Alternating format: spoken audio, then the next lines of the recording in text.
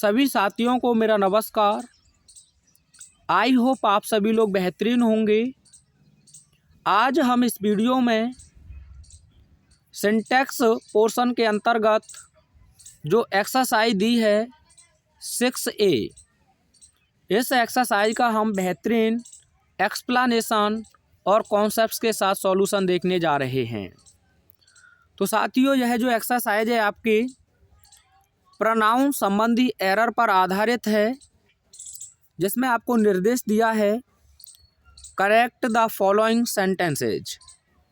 आ रहे वाक्यों को करेक्ट कीजिए, यानी कि सही कीजिए।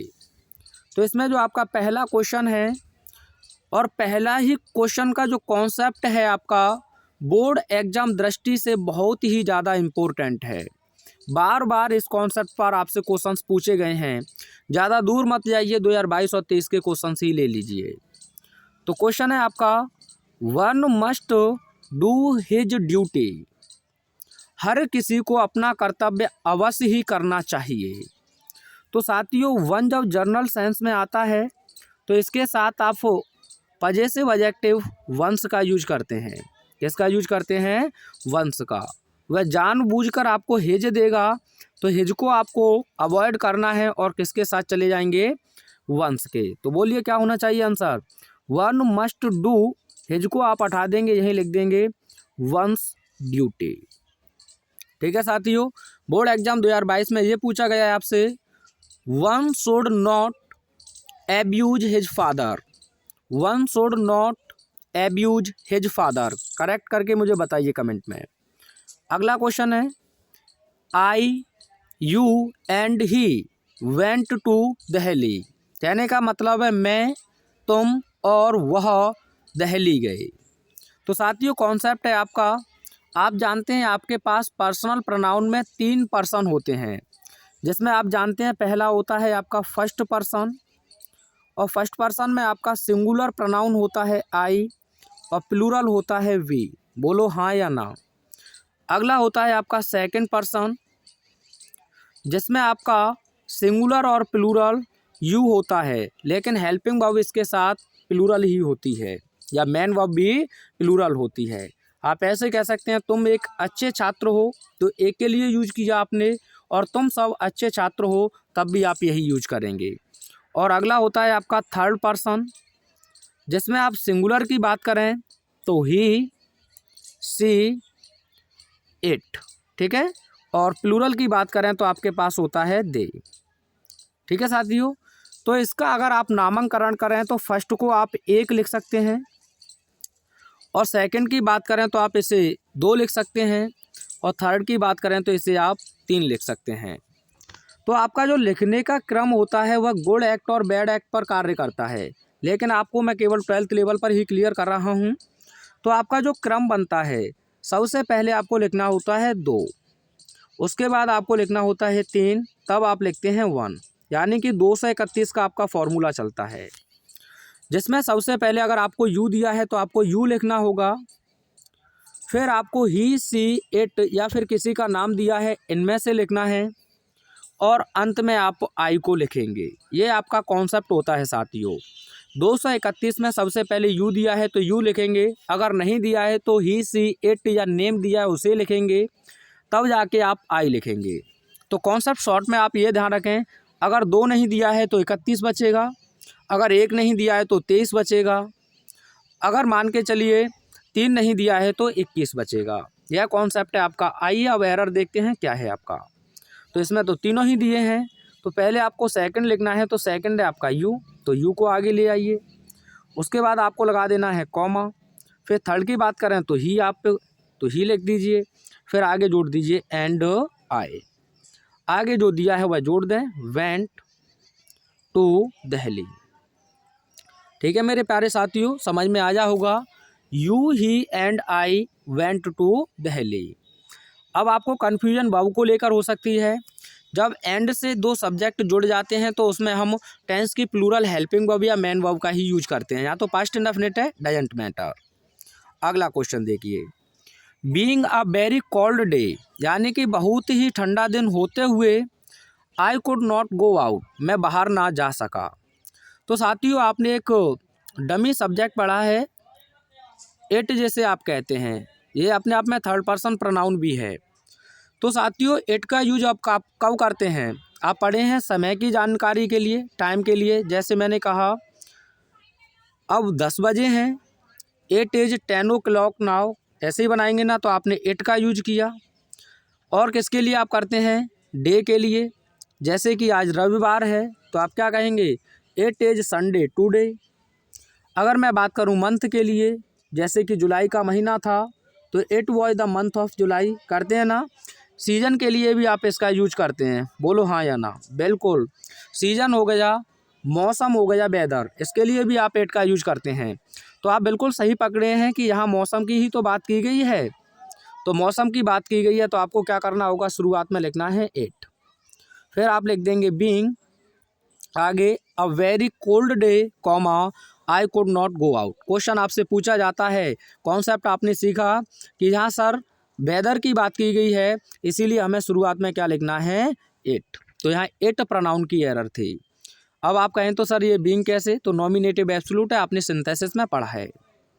अगला question, you should avail of this opportunity, आपको इस अवसर का लाभ उठाना चाहिए। तो साथियों अवेल हो गई आपकी, और मैं साथ ही साथ बात करूं एंजॉय हो गई, दोनों इम्पोर्टेंट वर्ब हैं। वैसे और भी होती हैं, एब्सेंट हो गई आपकी, प्राइड हो गई आपकी, स्लीप हो गई आपकी, ड्रिंक हो गई आपकी, लेकिन पेपर यहीं से पूछता है। तो इनके बाद अगर आपको ऑब्जेक्ट नहीं दिया है तो आपको हमेशा रिफ्लेक्सिव प्रोनाउन का यूज करना होता है। अब रिफ्लेक्सिव वर्ड रिफ्लेक्शन से बना है और इसका मतलब आप जानते हैं परावर्तन होता है। तो आप समझ चुके हैं अवेल के साथ एक तो ये बात ध्यान रखें, ऑफ फिक्स प्रपोजिशन है, इसके साथ आना ही आना है। तो क्या गलती है? You should avail. अब चाहें तो आप योर सेल्फ लिख दें, नहीं तो आप प्लूरल लिख सकते हैं, योर सेल्फ्स, दोनों ही सही हैं। ठीक है भाई, योर सेल्फ्स। बताइए कोई दिक्कत हो तो दोनों में से किसी एक को लिख सकते हैं। एक और क्वेश्चन देखिए, मैं इसी पर आपको करा देता हूं। I enjoyed in the party, in the party.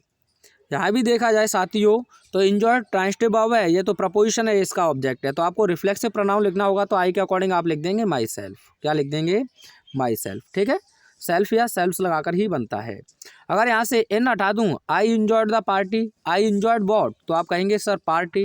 तो यहाँ आपका ये कोई भी आपको रिफ्लेक्सिव प्रोनाउन लगाने की आवश्यकता नहीं है, लेकिन जहाँ ऑब्जेक्ट नहीं है इसलिए आपको लगाना होगा। लेकिन अवेल के साथ आपको ध्यान रखना है, भले सक वह दे, लेकिन आपको ऑफ विशेष ध्यान रखना है इसके साथ।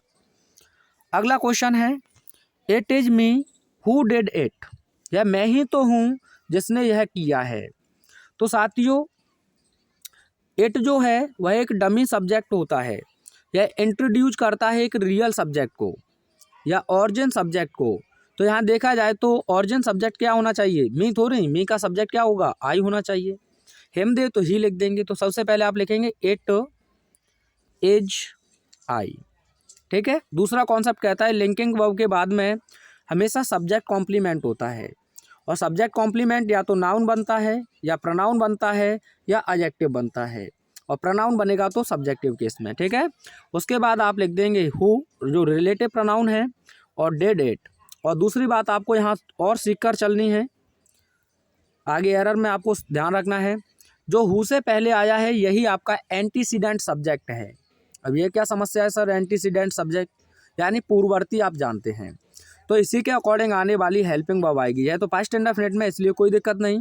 आपको एज दे देता तो आपको एम लिखना होता। क्या लिखना होता? एम। जैसे कि एक क्वेश्चन मैं आपको बताता हूँ, आप सही करेंगे इसे और कमेंट में बताएंगे। It is me who is your best friend, इसे आपको कमेंट में सही करके बताना है, मैं देखूं तो सही कितना आप सीख रहे हैं।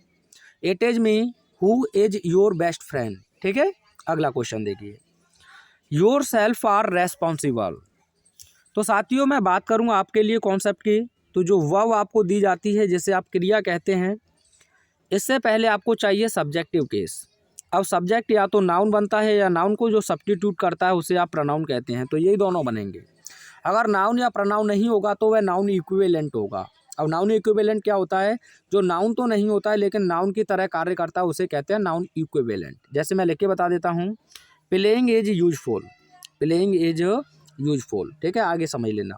तो ये जो वर्ब है यहाँ देखा जाए तो ये नाउन नहीं है, लेकिन क्वेश्चन कीजिए व्हाट इज यूजफुल, तो आपको आंसर मिलेगा प्लेइंग। तो ये अपने आप में नाउन नहीं है लेकिन नाउन इक्विवेलेंट की तरह कार्य कर रहा है, जिसे आप जीरन कहते हैं। तो यहाँ तक बात समझ में आई ना आपको। और इसके बाद में आपको लिखना होता है ऑब्जेक्टिव केस। क्या लिखना होता है, ऑब्जेक्टिव केस। तो वर्ब से पहले आपको सब्जेक्टिव केस चाहिए, जो या तो नाउन बनेगा या बनेगा प्रोनाउन। तो क्या गलती है, योर सेल्फ, ये तो रिफ्लेक्सिव प्रोनाउन, या रिफ्लेक्सिव तो नहीं है, एम्फेटिक आप कह सकते हैं। यहाँ क्या कह सकते हैं, एम्फेटिक। तो आपको लिखना होगा यू। क्या लिखना होगा, यू। अब आप चाहें तो लिख सकते हैं योर सेल्फ, नहीं तो हटा सकते हैं। You yourself are responsible, या फिर यू आर रेस्पॉन्सिबल, ठीक है भाई, दोनों तरीके से बना सकते हैं। अगला question, I and you have done it, मैंने और तुमने या मैं और तुम इसे कर चुके हैं। तो साथियों वही 231 का नियम आपको ध्यान रखना है, 2 3 1, यहाँ 3 तो है नहीं तो 21 बचा। तो क्या करेंगे आप, यू एंड आई आगे लिख दीजिए, हैव डन इट, ठीक है। अगला question, this book is my, यह किताब मेरी है। तो साथियों मैं यहाँ आपको क्लियर करना चाहूँगा, पीसी प्रियंका चोपड़ा नहीं मेरे प्यारे साथियों, पजेसिव केस दो होते हैं, एक होता है पजेसिव एडजेक्टिव और एक होता है पजेसिव प्रोनाउन। पजेसिव एडजेक्टिव की बात करें तो जैसे माई हो गया, अवर हो गया, योर हो गया, हेज हो गया, हर हो गया, इट्स हो गया, देयर हो गया। और पजेसिव प्रोनाउन की बात करें तो जैसे माइन हो गया, अवर्स हो गया, योर्स हो गया, हेज हो गया, हर्स हो गया, ठीक है, देयर्स हो गया। ये होते हैं आपके पजेसिव प्रोनाउन। तो साथियों पजेसिव एडजेक्टिव के बाद तो आप नाउन लिख सकते हैं। क्या लिख सकते हैं, नाउन। लेकिन पजेसिव प्रोनाउन के बाद आपको नाउन नहीं लिखना होता है। क्या नहीं लिखना होता है, नाउन। तो यहाँ यही गलती आपसे करवा रहा है। देखिए माई आया है तो इसके बाद नाउन होना चाहिए, लेकिन नाउन तो नहीं है। अब क्या करें, बुक लिख दें सर। अब बुक लिखोगे तो फिर नाउन का रिपीटेशन हो जाएगा, और इसी के लिए आप पढ़ रहे हैं replace as a noun to avoid its repetition.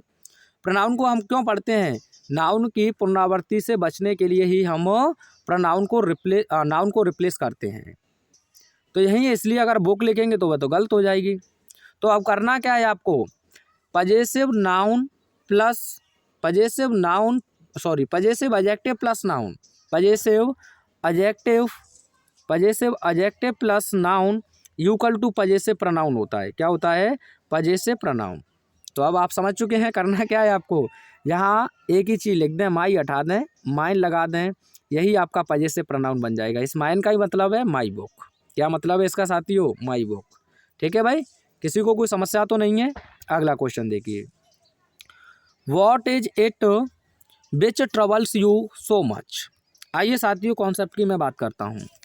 अगर आपका WH वर्ड से सेंटेंस स्टार्ट हुआ है, WH वर्ड बोलें तो क्वेश्चन वर्ड, क्या कह सकते हैं आप, क्वेश्चन वर्ड, इससे शुरू हुआ है तो आपका रिलेटिव प्रोनाउन केवल और केवल दैट ही आएगा। क्या आएगा, केवल और केवल दैट ही आएगा। तो आपको ध्यान क्या रखना है, देखा जाए तो वॉट आपका WH वर्ड है और जो जोड़ा किससे गया है, विच से। तो आपको यहाँ विच नहीं लिखना है, बल्कि आपको क्या लिखना है, दैट। दो क्लॉज है ना, देख सकते हैं, ये अपने आप में एक क्लॉज है, ये अपने आप में क्लॉज है। तो what is it that troubles you so much. Concept clear है ना साथियों। जैसे आपसे कह दिया जाए हु इज द बॉय है हु इज स्टैंडिंग देयर, ये समझ लीजिए आप, ठीक है। तो देखा जाए यह भी WH वर्ड से स्टार्ट हुआ है, भले सा कि यहाँ लिविंग पर्सन है, लेकिन आपको यह हटाना होगा। आपको क्या लगाना होगा, केवल और केवल दैट। ये आपको फंसाने लायक क्वेश्चन हैं, काफ़ी लेवल है इनका गहरा। अगला question, you and I have done my task. अब देखा जाए तो पर्सन उसने बिल्कुल सही लिखे हैं, 2 और 1, 3 नहीं है तो उसे छोड़िए। लेकिन उसने एरर अब दे दिया है आपको माई को लेकर। अब यहाँ माई नहीं लिखेंगे। जब आपको फर्स्ट पर्सन दिया है सेकंड पर्सन उसके साथ दिया है और थर्ड पर्सन आपको दिया है, या फिर फर्स्ट पर्सन के साथ इनमें से कोई एक आपको दिया है, तो आपको कतई माई का यूज नहीं करना होगा। तो बोलें सर फिर क्या यूज करेंगे? आपको यूज करना होगा अवर का। किसका यूज करना होगा? अवर, OUR। अगर आपको फर्स्ट पर्सन नहीं दिया है, सेकंड पर्सन के साथ थर्ड पर्सन दिया है, तो फिर आपको योर का यूज करना है। किसका यूज करना है प्यारे साथियों? योर का।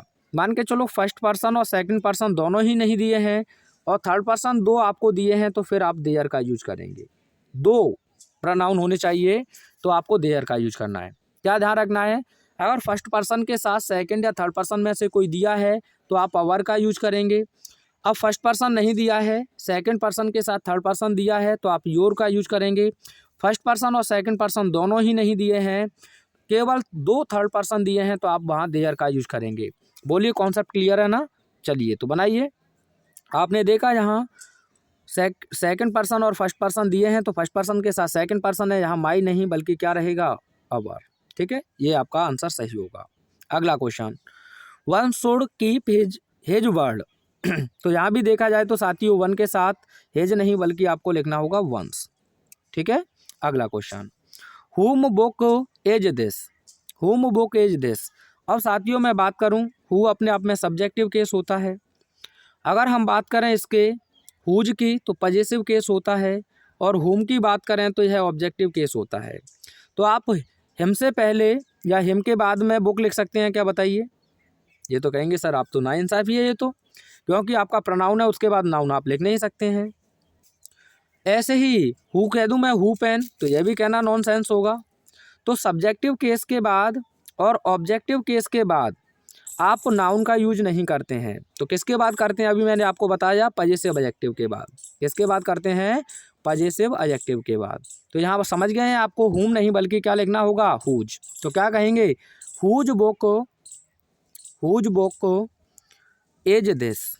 Whose book is this. मैं उम्मीद करता हूँ सभी चीज़ें आपको अच्छे से क्लियर हो रही होंगी मेरे प्यारे साथियों।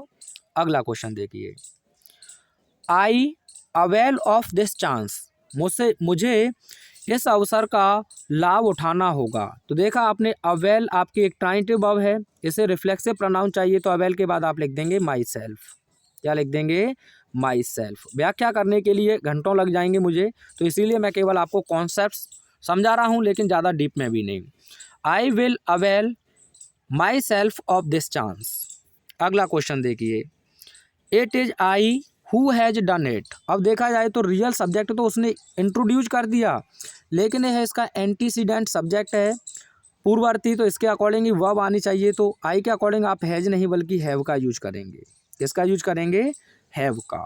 अगला question, none of the two sisters is married. दोनों बहनों में से कोई भी शादीशुदा नहीं है। तो आप लोग चांस मार सकते हो अगर आपको मौका मिले तो। चलिए यहाँ देखिए क्या बात कर रहे हैं। तो यहाँ मैं बात करूँ साथियों, एक कॉन्सेप्ट होता है आइदर या ईदर, आप इसे पढ़ते होंगे।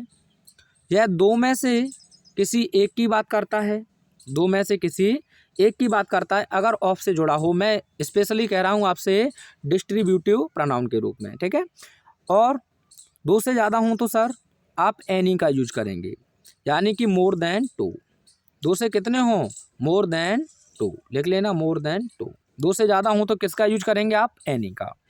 ऐसे ही अगर वह नेगेटिव सेंटेंस है, कैसा सेंटेंस है? नेगेटिव। ये दोनों आप पॉजिटिव के लिए कर रहे हैं, ये चीज़ माइंड कर लें। नेगेटिव है तो दो में से कोई नहीं, यानी कि 0 सन्नाटा, तो आप वहाँ यूज करेंगे नाइदर का। किसके किनके लिए? दो में से कोई नहीं। अगर दो से ज़्यादा हूँ तो सर फिर आप नन का यूज करेंगे। किसका यूज करेंगे? नन का। लेकिन ये नेगेटिव को आपस में रिप्लेस करेंगे, ये पॉजिटिव को करेंगे। तो दोनों में से कोई नहीं, तो आपको यहाँ सिंगुलर हेल्पिंग वर्ब यूज करना है इन दोनों के साथ। नीदर के साथ भी आपको सिंगुलर हेल्पिंग वर्ब का यूज करना है, लेकिन नन के साथ आप चाहें तो सिंगुलर लगाओ या प्लूरल लगाओ, ये तो अल्टीमेट नेसेसिटी है। तो आपने कॉन्सेप्ट क्या सीखा? ईदर केवल दो में से एक की बात करेगा, और दो से ज़्यादा हैं तो एनी लगाएंगे। और नेगेटिव सेंटेंस है तो दो में से कोई नहीं, 0 सन्नाटा, नीदर का यूज करेंगे। और मोर देन है तो वहाँ आप नन का यूज करेंगे। तो कितने की बात की गई यहाँ साथियों? तो आप देखें दो की बात की गई है, और दो की बात की गई है तो नेगेटिव आपको नन नहीं बल्कि क्या लिखना होगा? नीदर। अब नीदर है, neither of the two sisters is बिल्कुल सही है, यहाँ कोई भी दिक्कत है नहीं क्योंकि दोनों में से कोई नहीं तो सिंगुलर रहेगा। अगला देखिए, one should take care of his health. Comment में कुछ कॉन्सेप्ट क्लियर है तो कमेंट करके बताएंगे इसका आंसर। अगला question, let you and I go there, यानी कि मुझे और तुम्हें वहाँ जाने दो। तो साथियों मैं बात करूँ, अगर एंड से पहले सब्जेक्टिव केस है तो बाद में भी सब्जेक्टिव केस होना चाहिए। अगर पहले ऑब्जेक्टिव केस है तो बाद में भी ऑब्जेक्टिव केस होना चाहिए। Are you getting my point? And से पहले सब्जेक्टिव केस है तो बाद में भी सब्जेक्टिव केस, और ऑब्जेक्टिव केस है तो बाद में भी ऑब्जेक्टिव केस। तो यहाँ देखा जाए, लेट अपने आप में एक वर्ब है। मैंने आपको थोड़ी देर पहले क्या बताया, वर्ब से पहले आप सब्जेक्टिव केस लिखते हैं और वर्ब के बाद में आप लिखते हैं ऑब्जेक्टिव केस। तो लेट अपने आप में एक कॉजेटिव वर्ब है। तो यूँ तो सब्जेक्टिव और ऑब्जेक्टिव केस दोनों में एक तरह से ही रहता है, लेकिन एंड से पहले ये ऑब्जेक्टिव केस है तो बाद में भी तो ऑब्जेक्टिव केस होना चाहिए। तो मी नहीं बल्कि क्या होना चाहिए, आई। इन चीज़ों को हमें रटा दिया जाता है। It's very simple. तो let you and me go there. अगला क्वेश्चन देखिए, he is one of those people who knows everything. वह उन लोगों में से एक है जो सब कुछ जानते हैं। तो साथियों एनडीए लेवल की क्वेश्चन ऐसे पूछे जाते हैं आपसे। तो मैं बात करूं, वन ऑफ दोज पीपल बिल्कुल सही है। पर्सन का ये प्लूरल होता है पीपल, क्योंकि पर्सन के 3 प्लूरल होते हैं, पर्सन्स, पीपल और पीपल्स। ठीक है, अब पीपल्स क्या होता है, अलग अलग कंट्री या स्टेट के लोग होते हैं तब आप पीपल्स लिखते हैं, लेकिन यह इसका एंटीसीडेंट है। यही तो मैंने आपको बताया, क्योंकि रिलेटिव प्रोनाउन है, इसी के अकॉर्डिंग एग्रीमेंट होना चाहिए। तो प्लूरल पीपल जो है प्लूरल है, तो आप जानते हैं प्लूरल वर्ब होगी आपकी नो। क्या होगी, नो। क्योंकि नाउन में एस या एस लगाते हैं तो नाउन प्लूरल बनता है, और वर्ब में एस या एस लगाते हैं तो वो सिंगुलर बनती है। जैसे कि आपको लिखना है बॉय, अगर एस लगा देंगे तो प्लूरल हो जाएगा क्योंकि नाउन था ये, लेकिन आपने लिखा ईट, क्या लिखा ईट, लेकिन एस लगाई तो ये अपने आप में सिंगुलर बन गई। Are you getting my point? तो पीपल के अकॉर्डिंग यहाँ क्या होना चाहिए, नो होना चाहिए, एस को आप हटा देंगे। अगला question, whose did you punish. अब साथियों वही बात, हुज के बाद आपको क्या लिखना होता है, क्योंकि पजेसिव एडजेक्टिव है, नाउन लिखना होता है, लेकिन यहाँ तो नाउन है नहीं। लेकिन यह कह रहा है तुमने किसे दंडित किया, तो किसी ऑब्जेक्ट को ही तो करोगे, कि पजेसिव एडजेक्टिव को करोगे। पजेसिव एडजेक्टिव को खाली नहीं कर सकते हैं, उसके बाद में नाउन आना कंपलसरी है। तो यहाँ आप ऑब्जेक्टिव केस लिख दीजिए होम। क्या लिख देंगे, होम। तो होम डिड यू पनिश, यानी तुमने किसे दंडित किया या पनिश किया। अगला question, I who are your friend will help you. अब वही बात आ गई, हु का एंटीसीडेंट है आई, तो आई के अकॉर्डिंग आर नहीं बल्कि क्या होना चाहिए, एम। तो I who am your friend will help you. ठीक है साथियों। अगला, we enjoyed in the fair. तो वही बात मैंने आपसे कही, इंजॉयड ट्रांजिटिव वर्ब है। इसके बाद आपको रिफ्लेक्सिव प्रोनाउन लिखना है, तो आप क्या लिख देंगे, अवर सेल्व्स, अवर सेल्व्स। तो we enjoyed ourselves in the fair. अगर इन नहीं होता तो फिर इसमें कोई भी गलती नहीं थी। ठीक है। अगला question, he and my self took dinner. तो एंड से पहले सब्जेक्टिव केस है तो बाद में भी सब्जेक्टिव केस होना चाहिए, क्योंकि टुक वर्ब है। तो आप क्या लिख देंगे यहाँ, I. He and I myself took dinner. आप माई सेल्फ लिखना चाहें लिख सकते हैं, हटाना चाहें हटा सकते हैं, डजेंट मैटर। अगला क्वेश्चन, ईच बॉय शुड ओबे हिज पेरेंट्स। तो साथियों अगर मैं बात करूँ, ईच और ईदर आपके 2 डिमॉन्स्ट्रेटिव प्रोनाउन हैं। तो यहाँ ईच की बात करें तो यह एक बड़े समूह को रिप्रेजेंट करता है, और ईदर जो है वह एक छोटे समूह को रिप्रेजेंट करता है। वैसे देखा जाए तो ईच बॉय के अकॉर्डिंग यहाँ देखा जाए तो हिज में भी कोई गलती नहीं है, बिल्कुल सही है। ही के अकॉर्डिंग ही आप लगाएंगे तो हिज हो जाएगा। आप चाहें तो ईदर का यूज कर सकते हैं, नहीं तो इसमें कोई भी एरर नहीं है। इतना बारीक आपसे क्वेश्चन नहीं पूछा जाएगा। आप चाहें तो ईदर बॉय लिख सकते हैं, लेकिन डजेंट मैटर, ईच भी बिल्कुल सही है। अगला question, it is me who can help you. तो साथियों इट के बाद यहाँ देखा जाए तो सब्जेक्टिव केस चाहिए, आई। मॉडल्स है, कैन ही रहेगा किसी के साथ भी। अगला question, neither of the two boys are good. अब साथियों मैंने आपको कॉन्सेप्ट पढ़ाया तो बिल्कुल सही है। टू के अकॉर्डिंग नीदर का यूज करते हैं, कोई भी एरर नहीं है। लेकिन दोनों में से कोई नहीं है तो आर नहीं बल्कि आपको क्या लिखना होगा, एज लिखना होगा। आप कह रहे हैं कि सर टू बॉयज़ के अकॉर्डिंग तो आर सही है, नहीं साथियों। नीदर आपका सब्जेक्ट है, ऑफ की बात करें प्रीपोजिशन है, यह इसका ऑब्जेक्टिव केस है जिसे एग्रीमेंट से कोई लेना देना नहीं है। तो यह ऑब्जेक्ट है और ऑब्जेक्ट के बाद कभी आपने हेल्पिंग वर्ब या मेन वर्ब लगी देखी है? जैसे मैंने कह दूं आपसे he is reading a book, reading a book. अब बुक के बाद कभी आपने ये देखा है कि एज लगा दिया गया हो, एम लगा दिया गया हो? नहीं देखा है ना, ठीक। This is all what I know, यह सब कुछ है जिसे मैं जानता हूँ। तो साथियों आपको ध्यान रखना है, पहले क्लॉज में ऑल आ जाए, सच आ जाए, ठीक है, एनी के साथ वन आ जाए, ठीक है, एवरीबॉडी इनमें से कुछ आ जाए, या सुपरलेटिव डिग्री का एडजेक्टिव आ जाए। क्या आ जाए? सुपरलेटिव डिग्री का एडजेक्टिव आ जाए।